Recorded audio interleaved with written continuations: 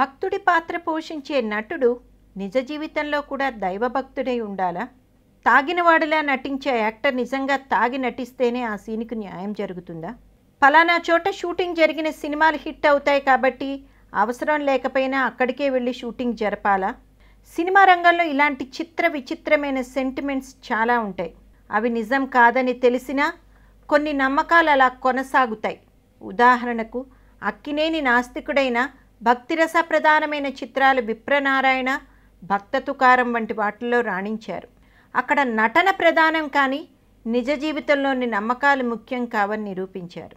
తాజాగా Duvvada Jagannatham pre release ఫంక్షన్లో దర్శకుడు హరీష్ శంకర్ హీరో అల్లు అర్జున్ పాత్ర పోషణ గురించి చెప్పిన కహాని విని చాలామంది నవ్వుకున్నారు. ఆ చిత్రంలో అల్లు అర్జున్ ఓ సద్బ్రాహ్మణ యువకుడి పాత్ర పోషిస్తున్న సంగతి తెలిసిందే. ఆ చిత్రానికి కథా చర్చలు జరుగుతున్నప్పుడు ఒకరోజు అల్లు అర్జున్ దర్శకుడిని, మీరు తెలుగు భాష ఇంత చక్కగా నిర్దుష్టంగా ఎలా మాట్లాడగలుగుతున్నారు అని అడిగాడట. ఎందుకంటే దువ్వాడ జగన్నాథం షూటింగ్ మొదలయ్యాక హీరోగా తాను ఆ పాత్రకు అనుగుణంగా వాక్శుద్ధితో మాట్లాడాలి కదా.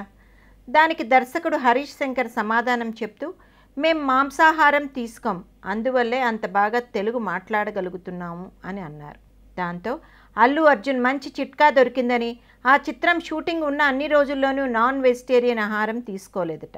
పాత్ర పోషణలో అల్లు అర్జున్కు ఉన్న అంకిత భావం అలాంటిది అని హరీష్ శంకర్ హీరో గారిని ఆకాశానికి ఎత్తేశారు.